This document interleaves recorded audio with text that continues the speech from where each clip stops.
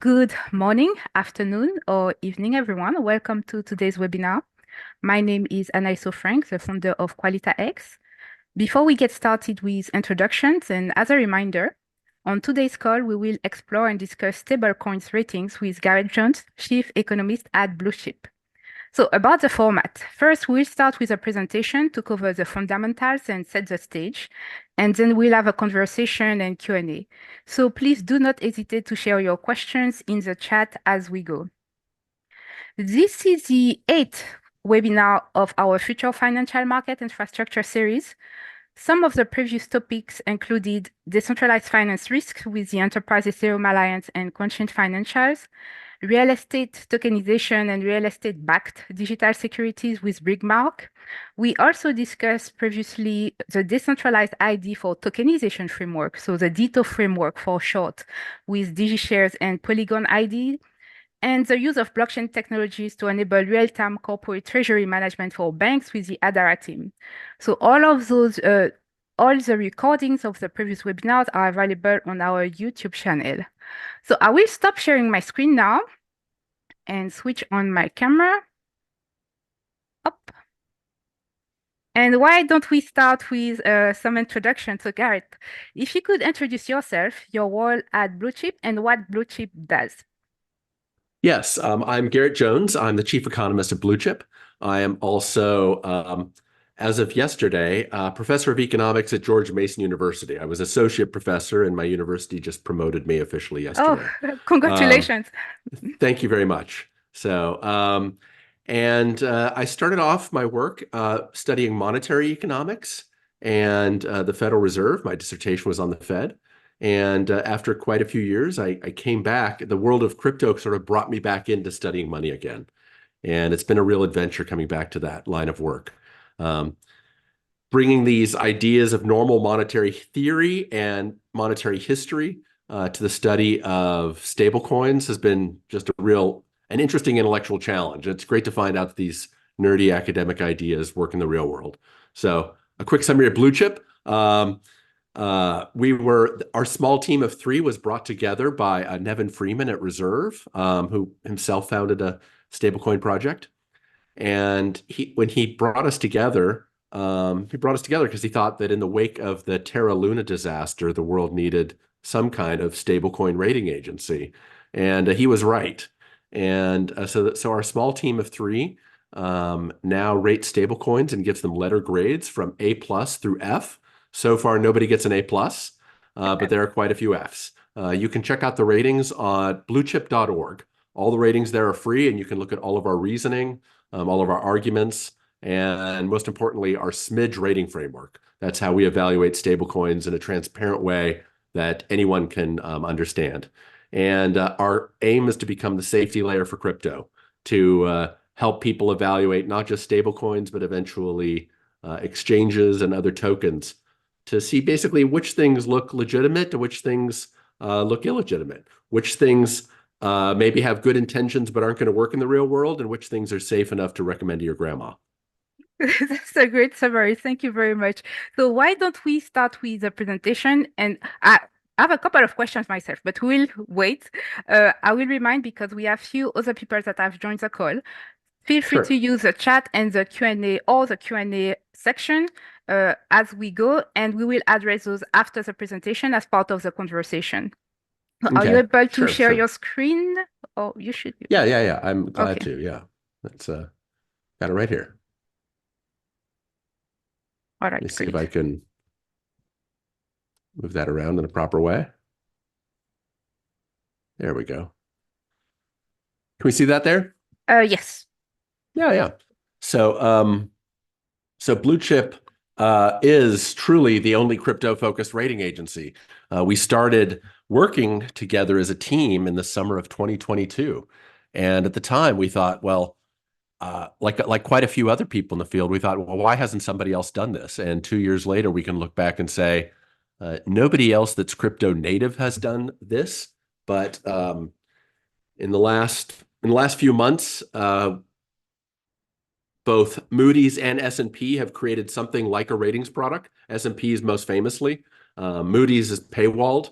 And so it's we're still the major players in the field out there rating stablecoins.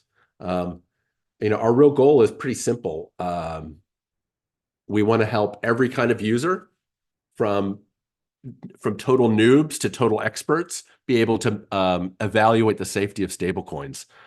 The meme we had in our minds when we started off Bluechip was we wanted to help, say, somebody in Argentina, somebody in Colombia who's saved, $1,000 or $2,000 and thinks, I'm not really sure I want to put this in my local bank. I'm thinking of saving it in crypto, and I'd like to find something that's reasonably safe. And that is the Bluechip model. That's sort of a model informally we kept in mind when we created our ratings. That we wanted to help basically a sort of middle class person who's saved a couple $1,000s and wants to try to put this in the world of crypto. What we've found over the last 2 years from talking to people is that people running large treasuries, people working in normal financial technology companies, people working in the world of Wall Street, they're facing the same problem of figuring out which things are safe enough to recommend and which things are not. So we built our system, our ratings mechanism for one group of user, and we found out that it's much more universal. Everyone's looking for some kind of safety. Everyone's looking for a good housekeeping seal of approval or a Consumer Reports recommended rating. So we aim to be this industry leader. It seems as though so far we still have that. We still have that because there's so little competition. We'd actually welcome more competition in this field, though. And to give you a sense of just how big the field is, a lot of your audience knows all of this already, right? The Terra Luna crash alone was a reminder that there needed to be some sort of agency out there that could tell people, waving big red flags, and we literally have red flags on our website now, telling people some projects look extremely dangerous.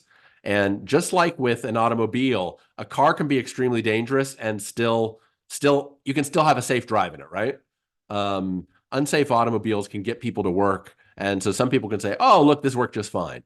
So when we're rating an when we're rating an F, when we're even giving a D, we're not saying a project is bound to fail. We're saying it's too risky to recommend, right? It's a little bit like a car that you'd want to recommend. What kind of car would you want to get for your teenage kid who's driving for the first time?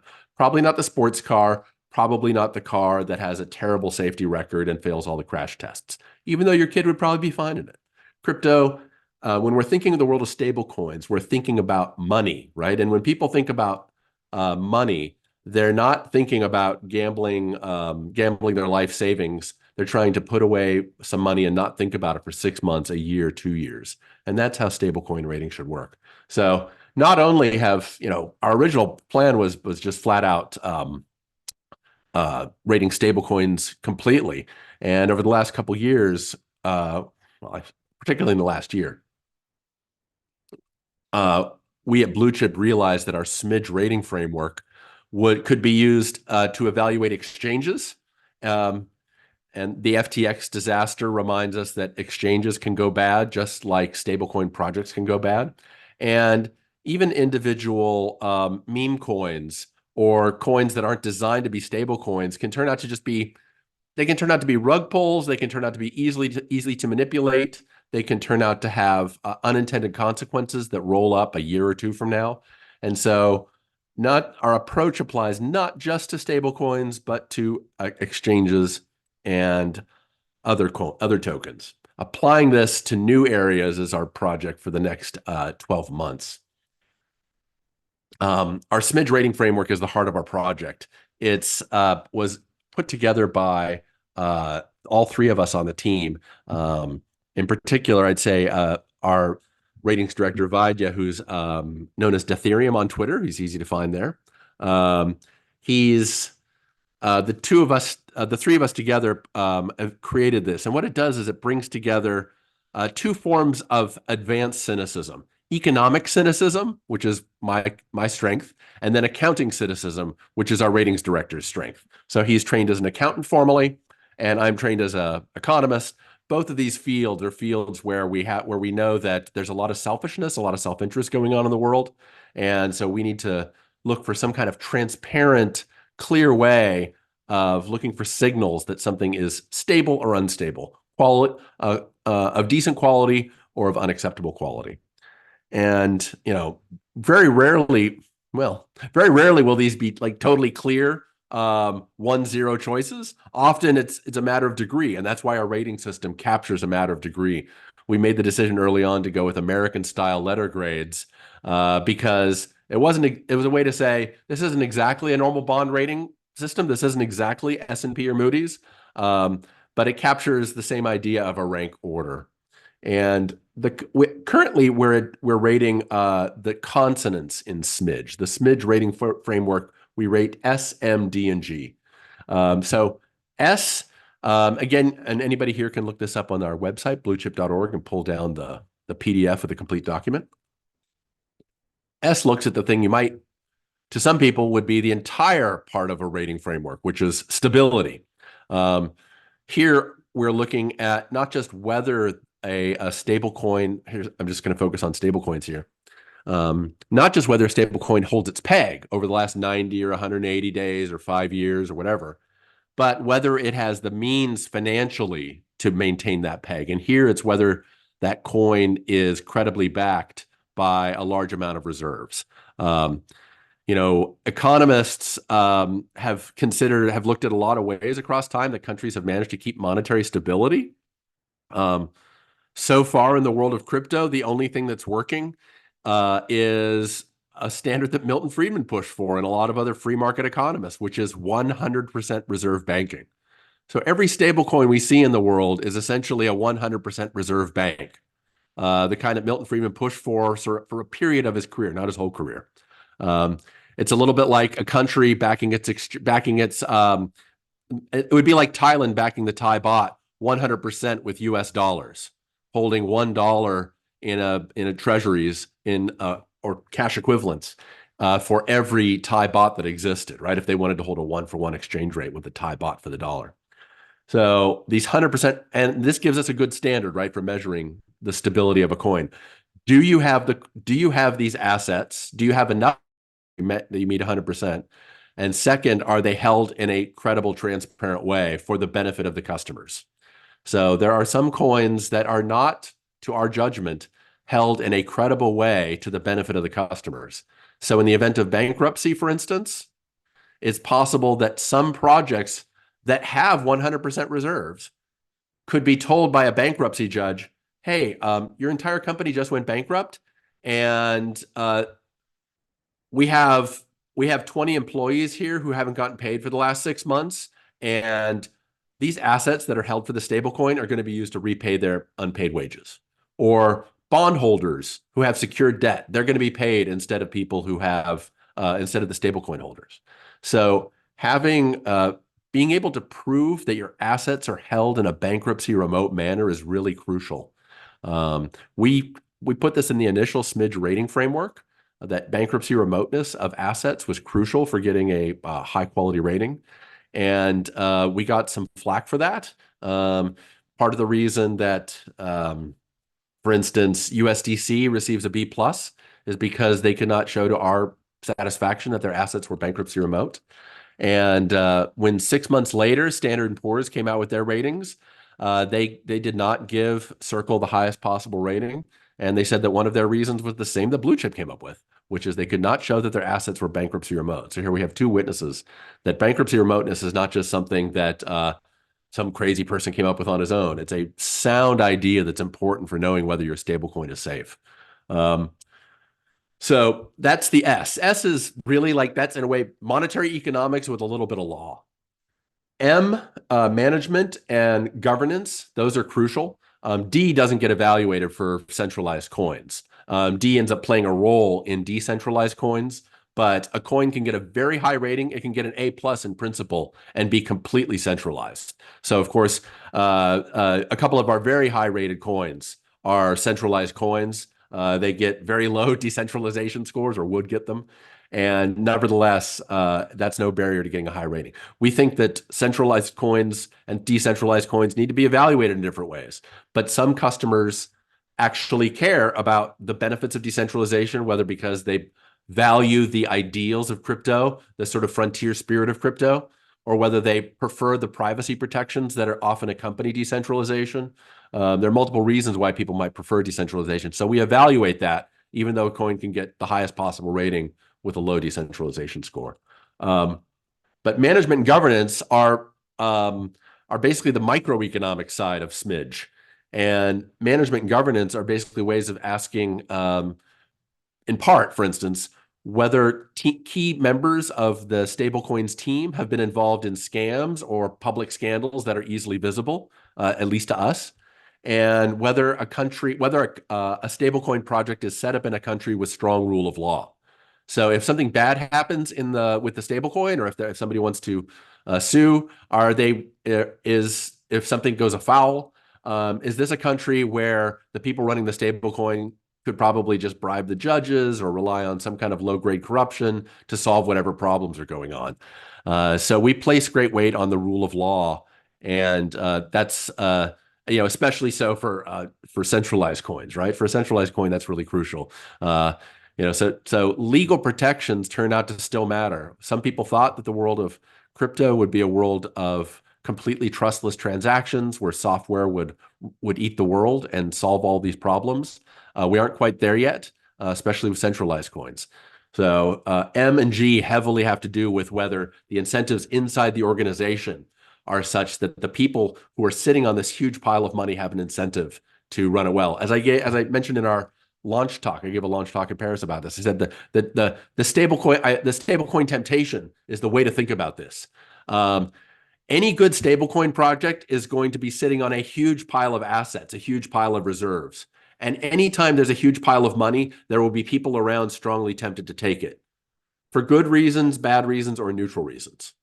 And so if you're investing in a stablecoin project, you need to have reason to believe that A, the pile of money is there, and B, the people who are in charge of that pile of money have strong incentives to treat it well into the future.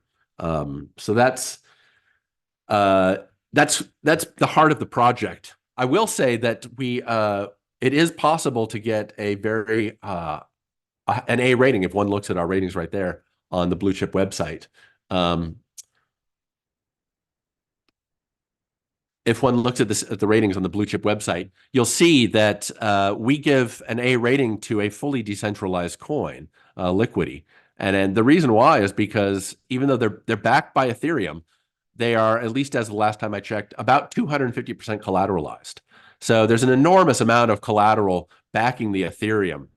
And that's using a simple value at risk assessment, we found that would pass a reasonable test of being able to maintain their peg on very bad days, that they could actually meet their contractual requirements one for one, even on very bad, very low value days. So that's not a perfect measure, of course.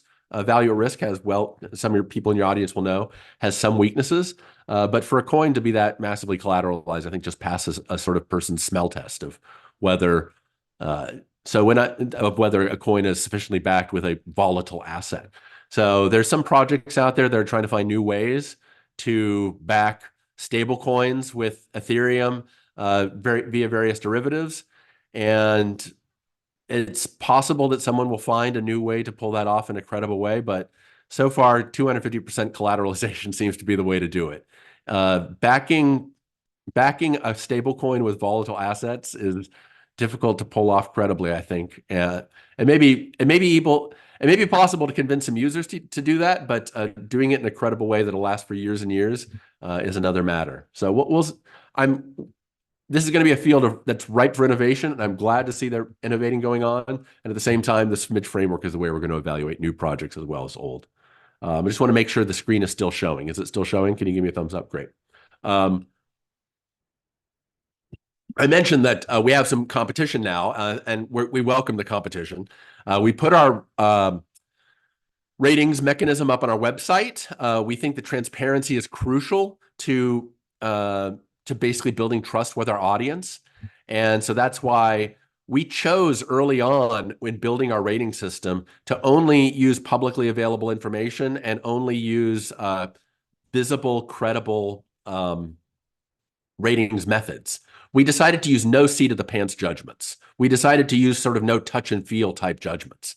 In the early days, early decades of, say, Standard & Poor's or Moody's, when they would rate a nation's bonds or a corporate bonds, a corporation's bonds, they would use a mix of like hard financials, and we talked to the people. We kind of have the feel on Wall Street. We asked we got some opinions. So seat of the pants judgments are, I think, reasonable in the real world. A lot of us make important decisions about sports teams, about stocks, using a mixture of hard data and well-informed feels. But Bluechip decided that as the pioneer in this field, we needed to stick 100% with things that we could credibly show to others, and we could point and say, here's the reason we made this judgment. I've told people since our launch that if somebody wanted to build a competitor to us that could really carve out its own market share, it would be to create a stablecoin project that rated using a mixture of hard financials and industry expertise, touch and feels. So there's certainly, the field is old enough now that there are people with that kind of historical experience and that kind of public visible reputation where people would say, yeah, I trust that person's judgment. I would listen to this person's opinion on this. I wouldn't worship it, but I'd at least place great weight on it. So I think that's actually an area for innovation in the future that we at Bluechip, we're not going to take that path, but we invite others to take that path of professional judgment means something important, right? And sometimes, when you're talking to a surgeon or a doctor or anybody who's an expert in a field, a decade or two of experience goes a long way. And sometimes not all the great wisdom of life can be boiled down to a objective rating framework like Bluechip is committed to. But an objective framework is really helpful for building a conversation. So you can see here, I have it on my left screen here. So that S&P came out with their ratings, and here's Sebastian here showed our ratings right next to Bluechip's. And if one uses a simple rank correlation coefficient, these have a correlation coefficient of 0.9. There are a lot of ties, so there's some judgment on how you rank a tie in statistics. But they're basically a nearly perfect correlation between ours and Bluechip's. I think die is the only one that's where there's something noticeable that's different. And so it's nice to, when one looks at S&P's ratings and how they don't provide as much information as we do at Bluechip, to put it politely, on how they came to their judgments. That they give some broad categories, and their broad categories do look a lot like ours. And I think that's because there really are only so many ways to rate stablecoins. And so S&P is doing it in a way with less information, and Bluechip is doing it in a way with more and providing users more information. And we hope that our approach is more valuable to users at this time. So, some folks online had some good commentary about comparing ours to S&P's. We're glad to see, like I said, other competition. Moody's, like I said, has a proprietary product that's paywalled right now. That's something like a rating as well.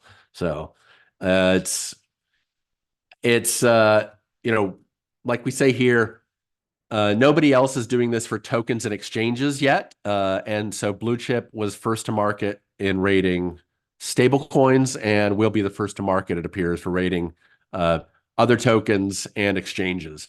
In a world where people are setting up exchanges overnight, it would be really useful, I think, to users to just have some kind of a smell test for the most crude forms of quality or lack of quality, and then a more nuanced rating. So with this full A plus through F. So one of the innovations that we've created in the last that I mentioned, that I alluded to earlier, is we created something called the red flag list. So if a coin has obviously failed one of our critical criteria, we just flat out give them an F and don't do a full rating. So if any one thing on your coin's project would give you an F, we can just give you the F without having to rate the rest of it, right? It's the equivalent of a student just leaving half of the exam blank, right? You can just give the person an F and not grade it. You can just say, well, that's just the way it is. And so in some of these cases, it's because they have something in common with the Terra Luna approach, which is basically backing your coin with your own signature, right?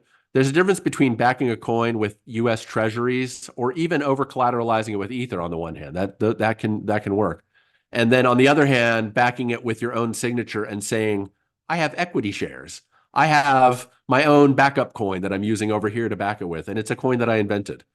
So it's the equivalent of paying for your dinner with your own signature, right? When your own signature signs a credit card, you're signing a contract. If you're just doodling it and saying, well, I think I'm famous enough that my signature should be worth a lot, it's not going to work, right?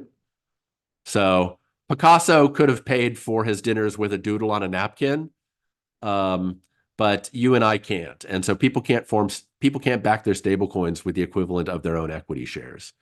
That's the easiest way for somebody to get an F and be on our red flag list. And people who look at on our website will see those red flag ones at the bottom there.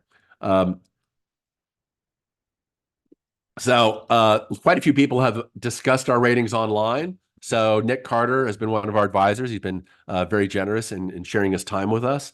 And our Stablecoin Weekly Roundup, which comes out every Monday, gives it's probably some people, we do have a lot of people literally telling us it's the best weekly news coverage on stablecoins. So it gives links as well as broad information on which quantities are up and which quantities are down. Over time, what we wish we would be able to evaluate more is not just the supply change, the change in supply, but the change in transaction volume, right? How much are these coins being used? What are they being used for? This is something it would be great to know more about. Of course, the privacy side of stablecoins, like with currency, right? Currency has a lot of privacy to it. It's sometimes hard to know exactly what people are doing with stablecoins, what kind of transactions they're being used in, where they're being used. But that's something I wish we would be able to know more about in the future. It's I should point out, this is like my economic theorist in coming out here. It's worth noting that a stablecoin supply may not be the most important indicator of its usefulness. So as the stablecoin market matures and as transactions become easier to engage in and more rapid, some people might decide that I don't need to hold as much of my stablecoin because the transactions are so easy that I can keep my balance of stablecoins lower and just keep turning over my small balance very quickly. So it's the difference between saying, for instance, if you know that your monthly rent is always $3,000 a month, for instance, and you know your other expenses are like, $1,500 a month, say, you can say, well, I'll just keep $5,000 a month in my checking account, and that'll be enough almost all the time to meet my balances. When you have more volatile expenses, or when you're not quite sure when your checks are going to clear, if sometimes you pay a check and it takes 2 weeks to clear, and sometimes it takes 6 weeks to clear, and you'd say, well, I need to keep a bigger stock of my reserves, a bigger stock in my checking account to clear that. So a more efficient stablecoin trading network, a more efficient crypto ecosystem might cause a decline in stablecoin supply. So supply is not the metric that we should use as a sole metric of popularity and efficiency. It could be that some stablecoins are very easy to use and are very easy to turn over quickly and reliably. So as the payment mechanisms mature in the world of stablecoins, that will put downward pressure on the supply of stablecoins. People will say, I can get by with less. I can hold more of my wealth in non-stablecoin assets and less of it in stablecoin assets because the system is working so well. Stablecoins are a means to an end, right? As with all forms of money, and we should be thinking about stablecoins as a form of money. This is my prod in my mind to mention that Nick Carter's work on how stablecoins are basically following the path of Eurodollars, but at high speed, as I think a really important insight into understanding how the world of stablecoins is evolving and will continue to evolve over the next certainly 5 years. That once the Bretton Woods system collapsed in the early 1970s, European bankers and European financial organizations quickly realized that there was a huge demand for dollars as a form of savings and as a form of payment. So there were people around the world who wanted to have their debts denominated in dollars and who wanted to be repaid in dollars. So both on the demand and the supply side, the demand for dollars was much bigger than the US could supply. And so this artificial creation, Eurodollars, was emerged organically to meet that demand. The US government did not welcome that at the time, but it turns out that when you're the world's when you're the cleanest dirty shirt in the financial payments world, there you know, the invisible hand is going to find a way to create more of these artificial tokens called US dollars euro version. And that happened over the course of the 70s and 80s. And eventually the US government just sort of learned to live with it, right? And the same thing is happening in a different way with the world of crypto, with the world of stablecoins in particular. There's a huge demand around the world for dollars because people like to be paid in dollars, right? Especially with cross-border transactions. Dollars are the financial lingua franca of the world. And not everybody has access to euro dollar style banks, which, as your audience knows, is available around the world now. One can get dollar denominated accounts in many, many countries. And that unmet demand for being able to make and receive payments in dollars is crucial to explaining the rise of stablecoins. The people who romanticized the early days of crypto thought that we were going to get away from dollars because it was some flawed regime and fiat-backed currencies are terrible and whatever. So, and instead, it turns out that the people like to be paid in dollars so much that they're willing to invent artificial dollars, and we call them stablecoins, which are, as your audience knows, are overwhelmingly denominated in dollars, right? There are a few alternatives. I welcome the rise of true euro dollars in the world of crypto, as well as other forms. But at the present time and for the foreseeable future, the dollar is still the means of payment that's preferred. As some people have already seen online, that the folks at Tether weren't crazy about the rating that we gave to Tether. We gave them a D. 6 months later, S&P gave them essentially the same rating, and for the same reasons. The most important one and the best known one is that they could not meet our standards of a well done, credible audit of their reserve assets. It's obvious they do hold a lot of reserve assets. Anyone who knows what's going on, they've done very well for quite a long time. But in the world of when one is thinking about saving money over a long period of time, a decade is not very long, right? We're thinking about stability for a much longer period of time. So we at Bluechip, we aim to be the safety layer for crypto, and we hope that other people will join us in this journey. Feel free to sign up for our weekly newsletter, and we'll be sharing new developments as we mature over the next 12 months. Okay, great. Thank you very much, Garett, for the presentation. It was very insightful, and I was writing a couple of questions. So first, before jumping into it, I want to ask the audience, if you have questions, now is the right time to use the Q&A section or the chat.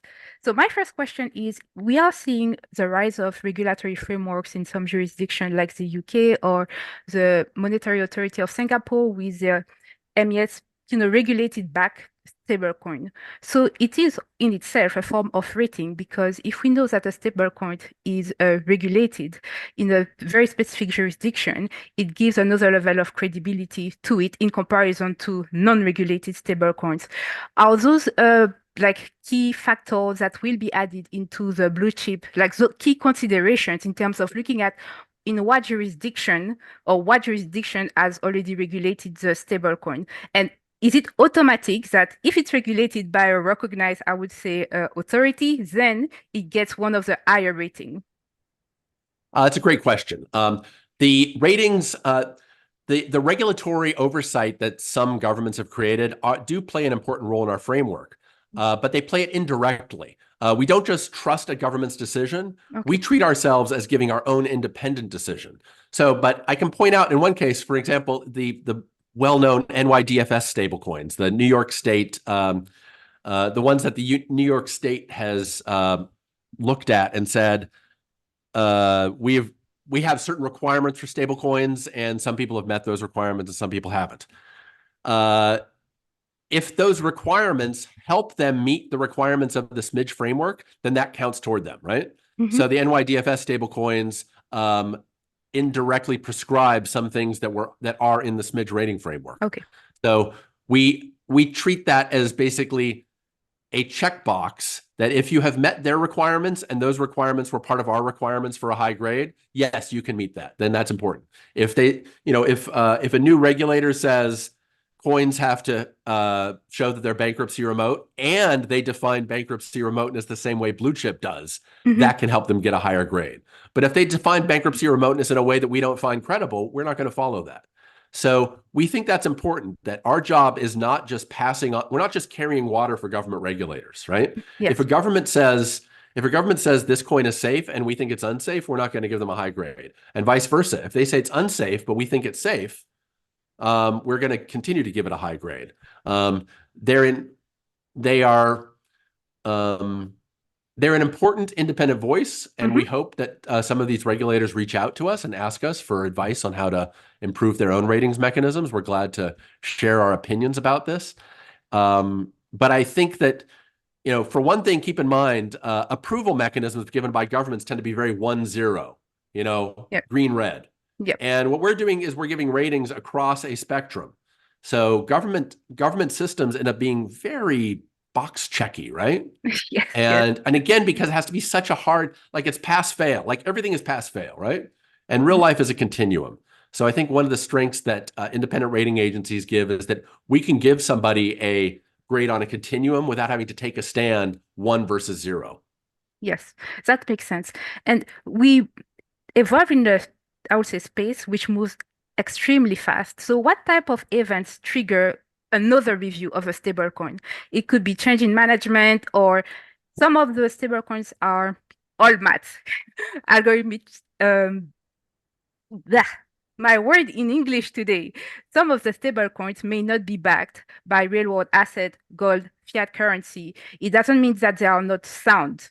So if it's all back, like from a math point of view, so how do you assess the change from a, I would say, code point of view as well, that could trigger another review of the stablecoin? My question was a bit piecemeal because I had two questions in my mind at the same time, but does that make sense, what I asked? Well, I'll try to answer it as Yeah. I understood it. Okay. So so far, people sometimes use the word algorithmic stablecoin a little bit loosely, right? Yes. I'd say if just in my personal opinion, when I hear the word algorithmic stablecoin, that at least gets a yellow flag from me, because that often, in practice, it often means backed with the person's own signature, right? Okay. Like equity shares that are yourself. So I do think that something akin to 100% reserve banking is the path for credible stablecoins for quite some time. And there are some alternatives to that could potentially work out. Okay. But I think that that's the right way to think about it. We have not found paths to under collateralized coins or coins backed by highly volatile assets at anything less than like I said, with liquid indicated 250% on average backing. Yes. That seems to be the way to go. So we're open to innovation. But on the second question of what triggers, what news events would trigger, Yes. I mean, we're a little bit like I live close to Capitol Hill. We're a little bit like Congress here, where sometimes we have to read about it in the New York Times, right? We don't have folks sitting inside of stablecoin projects at their headquarters, right? If we find out in the news that some code is broken, and a decentralized coin has been hacked, well, of course, we're going to be reevaluating this. But we have a high standard for decentralized coins in terms of software having had to pass multiple audits in order for a decentralized coin to get a rating. So far, I'm not aware. I am not the ratings director, and so our ratings director keeps track of this on a daily basis. I'm sort of the strategy guy, not the tactics guy. Okay. And but major news shifts will, of course, change things, and we're open to reevaluating coins that have major news shifts. Yes. And as you mentioned, a change in the team would be a key version of that, right? Yes. So in general, if we put aside major events that will trigger an automatic review, are those ratings reviewed on a yearly basis? What kind of is the cadence? Oh, that's a great question. We do not have something formal yet for coins. We don't have a sort of 3-month, 6-month, 9-month review yet. We have officially not met our 1-year birthday. Our 1-year birthday will be around right around the 4th of July of this year. So, but finding a cadence for reviews will be an important part. Right now, we're just looking at headlines and checking to see what needs to be evaluated. So we've got about, 25 coins, I think, somewhere in that ballpark rated. And so it's manageable to do reviews at a reasonable cadence. So we're open to advice from people in the audience about how often they'd like to see a coin formally reviewed, just at least a box check review. Yes. Because that'd be nice to have, right? To say like last reviewed, have a little line that says last reviewed, boom, Yes, and a that date. would be Yeah. very insightful. Just to Yeah. so the we have Jean. I will read the question, Jean. It's quite long. So, in the context of evolving blockchain technologies for stablecoin, how can regulatory bodies collaborate with independent rating agencies to create dynamic governance framework that align with international financial regulations, enhance technological truthworthiness, and facilitate the acceptance and integration of stablecoins into conventional financial ecosystem? Wow, that was a very long question, Jean. Does the question make sense to you, Garett? Yeah, I think I can dive into Okay. a fair amount of that. So we don't see our goal as explicitly trying to rate the coins so that they can be integrated into the mainstream financial system and so that they can be integrated into mainstream regulatory frameworks. That could be that we think our ratings can be part of that process. If people can do a better job separating the sheep from the goats and the wheat from the Mhm. chaff, that will definitely help users and we hope governments uh, get a sense of which coins can be integrated more safely into, for example, government payment systems in a transparent way. And perhaps could be part of government advisory committees and advice about which coins are safe or not safe to use. So we're glad to be part of that process. We don't see the SMIDGE rating framework as having as its sort of goal, its telos, helping the governments themselves to integrate this into the world of finance. We think that will be a natural byproduct. I think that's probably the best way to answer that question. Great, thank you. And as we are seeing some experiment in the space of retail CBDCs, from your point of view and from an economic point of view, do you think they will outcompete private stablecoins in the future? Particularly, we know that in some jurisdictions, such as Switzerland, they actually welcome private innovation, but they do not have a focus on retail CBDCs. So, in 5 to 10 years' time, what would really be the place of stablecoins in regular payment infrastructure? And maybe it will depend on geography. You mentioned Yeah. countries with inflation or unreliable, I would say, financial systems. So what is your personal view on retail CBDCs versus stablecoins and the place of stablecoins, really, private stablecoins in the economy? Yeah, I think what you said there is basically that would be my answer. That outside of the richest, most advanced, sort of safest countries, the sort of countries with AA S&P bond ratings and above. Outside of that, that's where the demand for both euro dollars and stable coins will continue to be strong, right? There are financial organizations out there in the world and corporations that are overseeing massive payments, on the orders of, billions of dollars per week. And if they can find a good, credible alternative to cross-border transactions, rather than that's an alternative to their local banking system, they're going to find that appealing. And stable coins, I think, are inching toward becoming that first best option, or at least second best option for many cross-border international payments outside of the world's most developed countries, right? So I think that's going to continue to grow. The demand for dollar as a payment outstrips the supply of dollar as a payment overseas. This idea, I think CBDCs are an interesting case in a way. Like, we all know that modern central banks use something like CBDCs for their regular payments, right? Interbank payment systems are a form of digital currency. And being able to extend that outside for regular payments, I think just seems like a natural use case for people. I do look forward to, I hope that in the future, Bluechip will be in a position to adapt our SMIDGE rating framework to evaluate CBDCs. Oh, wow. That would be Um, very interesting indeed. right. And if we don't, it's just something where like our system is transparent enough that someone could just grab it and say, how would country X has just created a CBDC. What rating would it get under Bluechip? And it's going to turn out to be, well, if it's run in a decent rule of law country, they might do pretty well. They'll probably do really bad on decentralization and privacy measures, of Yes, for course, sure. Mhm. but they might be credibly backed. All right. So it might end up getting something like an A, B plus through an A, but then a really bad decentralization rating, partly because there's no privacy protections, right? Yes, So yes. I shared in the chat a dashboard or set of dashboards that were shared by Visa last week. And to your point, there are traditional payment actors who now are trying to understand what is the real usage of stablecoins by retail. So their methodology was criticized quite heavily online. So I invite you to look at you and the attendees to look at how they got the numbers. But yeah, their yeah, goal, their goal was it's still my retail finals. usage. So Yeah, it was finals week for me last week, so I didn't get a chance to dive into that. But I did find it interesting. It's hard to know what's going on. I have some sympathy for their case, right? Because we at Bluechip sometimes don't know, what the transactions are being used for. It's the same with currency, right? yeah, Stable coins work a lot like currency. There's a value to that anonymity, and the anonymity makes it harder to monitor, right? So perhaps some of that, but not all of that is welcome in the real world. So yes, that's true.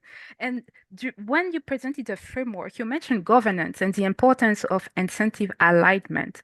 So, alignment. So, what are the key attributes or properties that really show alignment and that matters within the context of the framework? So, as a retail customer, I'm going on the platform and I'm trying to identify, okay, what stablecoin is the safest to use? Or even I'm on the institutional investor side. I'm trying to understand the current market. Maybe I want to develop my own stablecoin like Societe Generale did.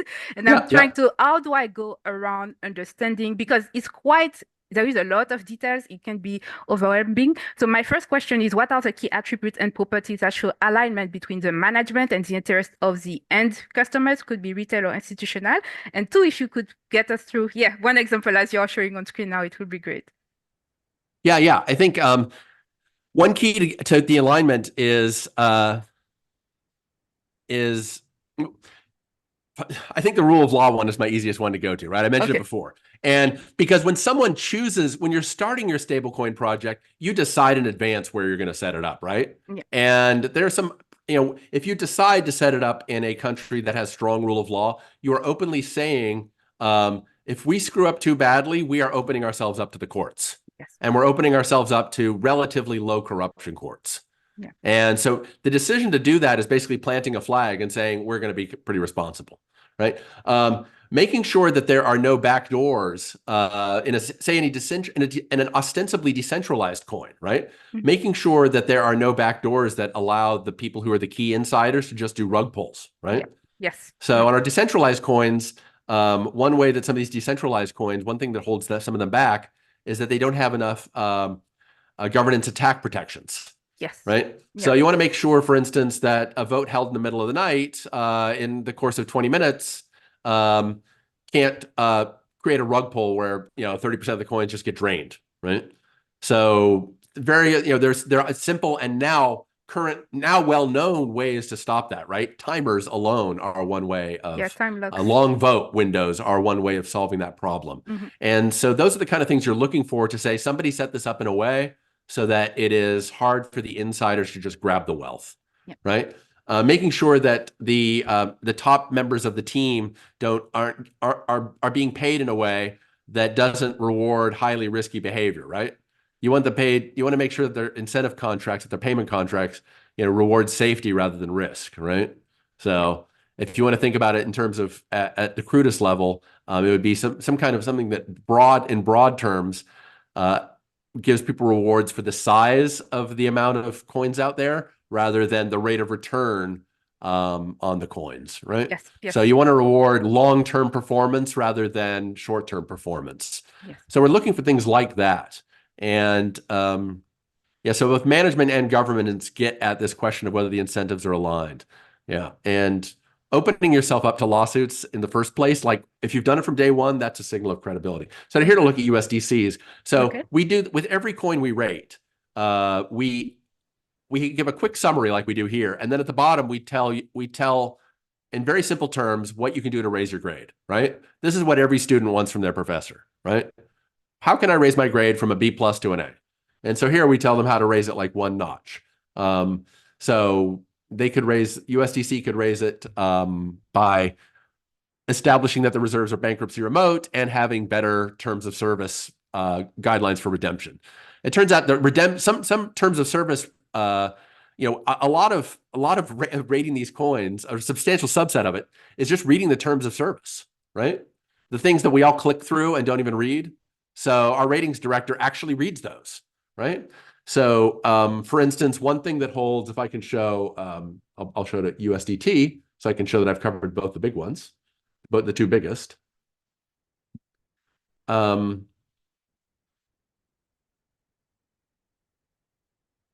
Incorporating reasonable and transparent terms of service for redemption, right? I don't know the cutoffs as of today, but the way Tether worked, Tether basically tells people if you're not a whale, if you're not coming, I forget what the cutoff is, between $50,000 or $100,000. If you're trying to redeem less than that, you can't come to our bank teller window, right? You have to go use a third party. So if you're a big whale, you can come directly to our teller window and we will redeem your USDT for securities, right? If you're less than that, we will not do that. Yes. So basically having, sorry, Garett, because I'm mindful of time, I've just realized we have more questions from the audience. Sure. So George is asking, how does interconnectedness of stablecoin reserves affect your rating? Say, Ethena, for example, uses other stablecoins for its reserve, like DAI, USDC, same as the failed flash loan attack project Nirvana Finance. So how does a 100% fractional system matter when the reserve are other stablecoins at a variable rate that also have ratings? That's the first question. Okay, I'll just answer that one quickly then. Okay. Our ratings director pays strong attention to wrapped coins and whether the wrapping is credible and safe. So if one is basically using rehypothecated coins or coins that are being held in sufficiently complicated ways, that can very much hurt a coin's ratings, but it need not. So the fact that a DAI is backed by other stable coins and it manages to get a B plus from us. So their level of their form of software was credible to us. Their form of holding another coin was credible to us. So that is not a barrier to a good rating. But this is a case where the details matter, and I rely on my ratings director to make those judgments. So that is a case where it's not a 1-0 story where one could just say magic word done. But paying attention to whether those coins are held in a safe way and held in a safe and transparent way is crucial. Okay. Second question about data providers. So is Bluechip currently relying on any oracles? Not real-time oracles Okay. that are being updated on the site. So, but when we're coming up with ratings, we're looking at a wide variety of data sources, and we do pay for regular data streams to make sure that we have access to accurate data. We're not getting live real-time updates on perhaps the prices are updated now. I haven't checked on the website. Yes. Like this is something where I'm not the tech guy, right? So I'm looking at these. I'm like, oh yeah, maybe that is being updated now. Maybe we have made that step. Yeah, and that's why having the last updated or having a little feature request. We have another feature request in the chat. Are you ever going to make the framework available for API users? So integrators or other third party who would like to use the data generated. Yes, we've already engaged in a couple of agreements with organizations that have trading networks. And so, for instance, there's one platform, I'll get the name wrong if I try to do it in our last 5 minutes, where they've chosen to only have their users handle settlements in coins that Bluechip gives a B plus or higher to. Oh, that's right. nice. Yes. So yeah, we do have API integration. People are welcome to contact us on our website. Our contact information is very easy to find there. And we're happy to enter in discussions on how to integrate an API with someone quite quickly. So yeah. Okay, great. Other folks have done it already. Apparently it's gone well.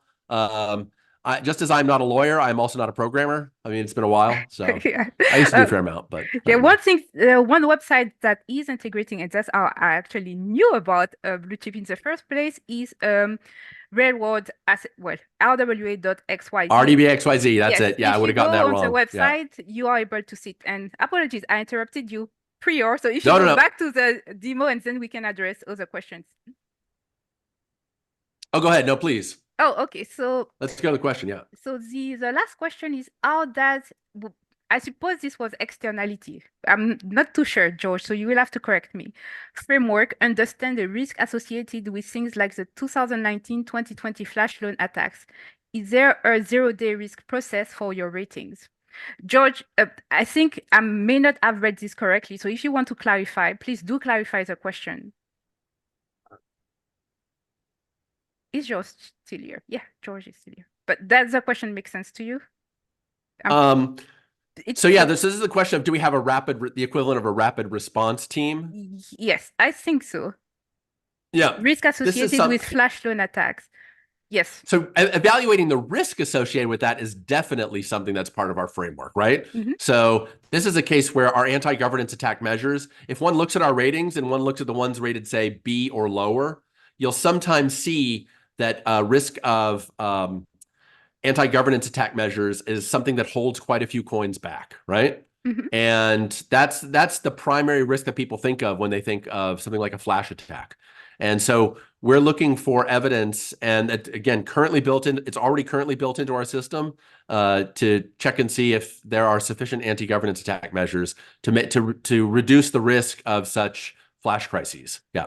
Yes, and all the security risk associated with smart contract, as long as there is, and you mentioned it, you do go the extra steps and look at a smart contract audit, and if they are done by reputable like companies as Exactly. well. So that's already there. That's already Yes. sitting there. Yeah. So So whether smart contracts are audited credibly is a central part of our rating mechanism. Yeah. yeah.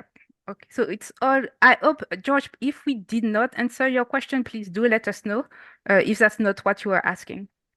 Yeah. We have 3 minutes to spare, so I would say, do you have any note or things that we have not covered that you would like to share before we go? Well, I will say that I think it's exciting to think of Bluechip extending our ratings approach to exchanges and other coins. Our approach is not to tell people, here's where you're going to make a lot of money. Ours is basically sort of the insurance company approach, which is we're here to try to help reduce your risks of losing a lot of money, right? And we know that exchanges can be untrustworthy, just as stablecoins can be untrustworthy. And sometimes that can be through intentional reasons, and sometimes that can be through unintentional reasons. You know, we watched in the history of automobiles, we saw people try out a lot of innovations, and a lot of them sounded really cool on launch day, and some of them turned out to be too dangerous or too unreliable. So that's part of, there's going to be a lot of innovation in the world of crypto, not just in the world of stablecoins. And evaluating those very interesting innovations for their safety is Bluechip's real expertise. And it's where we plan to continue to build out our plan of becoming the safety layer for crypto.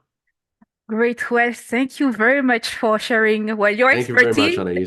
and It's been your time with fantastic. us. Thank you for the audience for attending today. The recording of the webinar will be available in the coming days on the YouTube channel. So thank you for joining us today, and have a nice rest of the day wherever you are. Thank you, everyone. Bye.